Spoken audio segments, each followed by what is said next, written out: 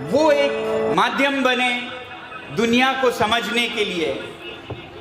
कोई भी आदमी पूरे दुनिया में जितना फायदा अपने मातृभाषा से ले सकता है उतना फायदा किसी दूसरे की भाषा से नहीं ले पाता है। खासकर बच्चे जो छोटे होते हैं, जिनका दिमाग अभी बन रहा होता है, उन्हें मातृभाषा माँ के दूध के समान है।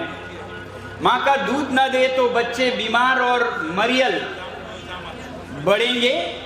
माँ की भाषा ना हो तो उनका दिमाग, उनकी मानसिकता भी ऐसे ही बीमार रहेगा। ऐसा मेरा मानना ही नहीं बल्कि संयुक्त राष्ट्र संघ का भी मानना है, यूनाइटेड नेशंस का भी मानना है, जो ये कहती है कि दुनिया के हर बच्चे की शुरुआत की पढ़ाई अपनी मातृभाषा में होनी चाहिए। मुझे खुशी है कि यहाँ आपके बोडोलैंड क्षेत्र में बोडो माध्यम से स्कूलों में शिक्षा दी जाती है। मैं सलाम करता हूँ बोडो आंदोलनों का, जो कि दशकों से मैंने सुना है चल रहा है, 60-100 सालों से, और जिन्होंने इसकी महत्व को देखा। वरना दुनिया में बहुत ऐसे सभ्यता हैं जो संघर्ष कर रहे हैं, जान दे रहे हैं अपनी भाषा में पढ़ाई करने का अवसर या हक मिले इसके लिए। लद्दाख में भी हम यही कर रहे हैं और आपके यहाँ है, इसका कदर करना चाहिए, इसकी आपको मूल्य समझने की ज़रूरत है। क्योंकि आज के देश में बहुत लोग अपनी भाषा को हीन या तुच्छ या छोटा मानकर अंग्रेजी के पीछे जाते हैं। अंग्रेजी में कोई बुराई नहीं है, अंग्रेजी भाषा बहुत उपयोगी है, मगर वो माध्यम के लिए ठीक नहीं है। मातृभाषा ही माध्यम बन सकती है आपको दुनिया दिखाने के लिए, बल्कि अंग्रेजी सिखाने के लिए भी माध्यम अपनी भाषा सबसे मजबूत होती है। ये मैं आप लोगों को याद दिलाना चाहूँगा ताकि आप अपनी भाषा का आदर करें, उसका गर्व करें। मैं एक जिंदा मिसाल हूँ मातृभाषा का। मैंने मातृभाषा में स्कूल की पढ़ाई की ये भी नहीं कह सकता, क्योंकि स्कूल मेरे गांव में थे ही नहीं। इतने छोटे गांव से हूं कि वहां पर 5 घर हैं, थे जब मैं छोटा था। अभी तो वो 100% बड़ा हो गया, मैं कहता हूं अब 10 घर हैं। कितना बड़ा गांव है आप समझ सकते हैं मेरा गांव। तो उस गांव में कोई स्कूल नहीं थे, तो इसलिए मुझे किसी और भाषा में, किसी अंग्रेजी, किसी उर्दू, किसी हिंदी में सीखने की बाध्यता नहीं हुई, मजबूरी नहीं हुई। मैं तो सिर्फ अपनी ही भाषा में सीखता रहा 9 साल की उम्र तक। उसके बाद कहीं स्कूल गया, 9 साल तक स्कूल ही नहीं देखा। मगर मातृभाषा का कमाल देखिए कि मुझे, मेरे हौसले को किसी ने नहीं तोड़ा कि तुम्हारी ये भाषा नहीं अच्छी है, वो भाषा नहीं आती है। मैं तो हर चीज़, प्रकृति के बारे में, हर चीज़ के बारे में अपनी भाषा में सीखता रहा, अपनी माँ से सीखता रहा। उन्होंने मुझे लिखना सिखाया, उन्होंने मुझे गिनती सिखाया। और ये मैं कह रहा था कि अगर अपनी मातृभाषा की पकड़ मजबूत हो तो दुनिया की भाषाएं सीखने में देर नहीं लगती। आगे चलकर मैंने 9-10 भाषाएं सीखी और उन्हें सीखने में 6 से 1 साल लगता है। फ्रांस जाना पड़ा मुझे आर्किटेक्चर सीखने के लिए, तो मैं 3 महीने पहले गया और फ्रांस की भाषा सीख ली और फिर पोस्ट ग्रेजुएट, पोस्ट मास्टर्स 2 साल का किया। तो अंग्रेजी के लिए 16 साल जिंदगी के गंवाने की जरूरत नहीं है। आपके विद्यालय अगर अपनी भाषा में है और अच्छी तरह चलते हैं तो आगे जाके आप 1 साल में, 2 साल में अंग्रेजी सीखेंगे और बहुत अच्छा सीखेंगे। उनसे भी अच्छा सीखेंगे जो बचपन गंवा देते हैं अंग्रेजी के लिए। ना उन्हें अपनी समझ आती है, ना उनको पराई समझ आती है। तो ऐसे लोग आगे जाके पैसे तो कमा लेंगे मगर कोई कमाल नहीं करेंगे। वो शायद अमेरिका के कंपनियों के लिए डिजिटल कुली बन जाएंगे।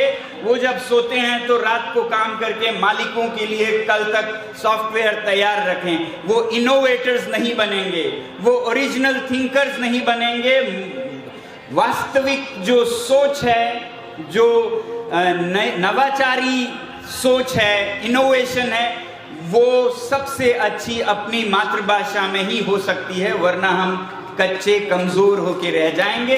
ये मेरा दूसरा आप लोगों को एक भाई की तरह संदेश है कि अपने बच्चों को अपनी मातृभाषा में गर्व से शिक्षा दीजिएगा।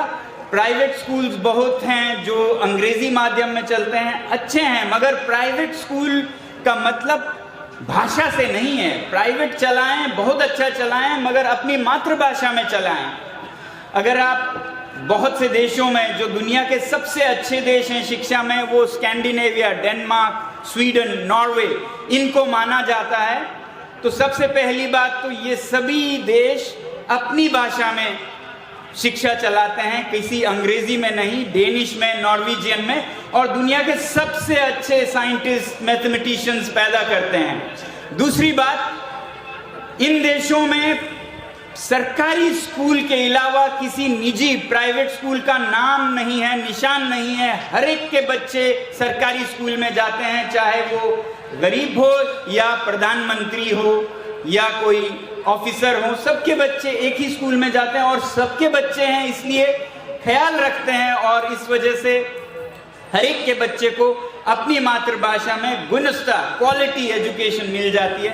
तो इसलिए सरकारी स्कूलों का बहुत ध्यान रखें और अगर उनमें कमी है तो उसके लिए आवाज़ उठाएं। जैसे आपने आंदोलनों से कितने चीज़ें बदल दी, तो स्कूलों को क्यों ना हम बदलें।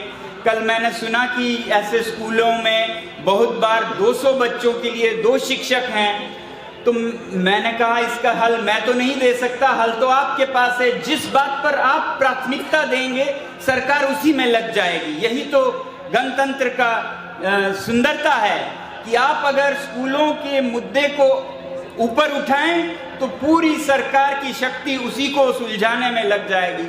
अगर आप सिर्फ चावल और मिट्टी का तेल बांटने के लिए मांग करेंगे तो पूरी सरकार उसी में लग जाएगी।